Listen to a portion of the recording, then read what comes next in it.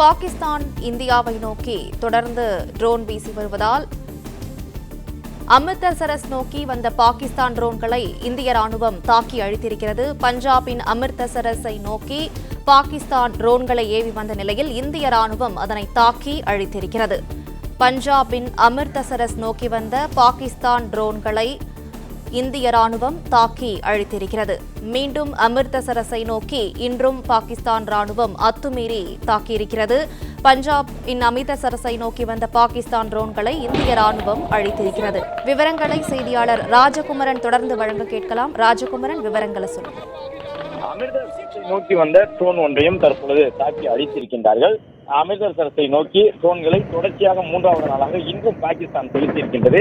அந்த ட்ரோன் கண்டறியப்பட்டு அழிக்கப்பட்டிருக்கின்றது.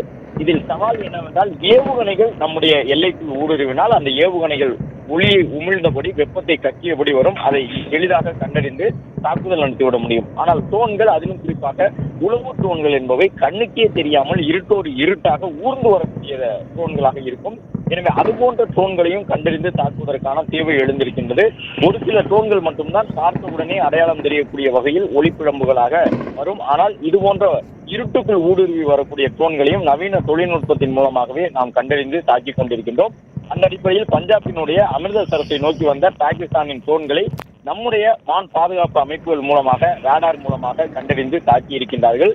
ஜம்மு காஷ்மீர் விமான படைத்தளத்தை நோக்கி வந்த ட்ரோனையும் தாக்கி அழித்திருக்கின்றார்கள்.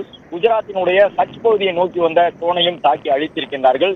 நேற்றைய தினம் எப்படி இந்திய தரப்பில் ஒரு மூர்க்கத்தனமான தாக்குதல் பாகிஸ்தான் எல்லைக்குள்ளாக ஊடுருவி சென்று நடத்தப்பட்டதோ, அதே போன்ற ஒரு தாக்குதலுக்கான தேவை மீண்டும் எழுந்திருக்கின்றது என்று சொல்லக்கூடிய விதமாக பாகிஸ்தான் அத்துமீறி தொடர்ச்சியாக உளவு ட்ரோன்களை இந்தியாவை நோக்கி செலுத்திக் கொண்டிருக்கின்றது.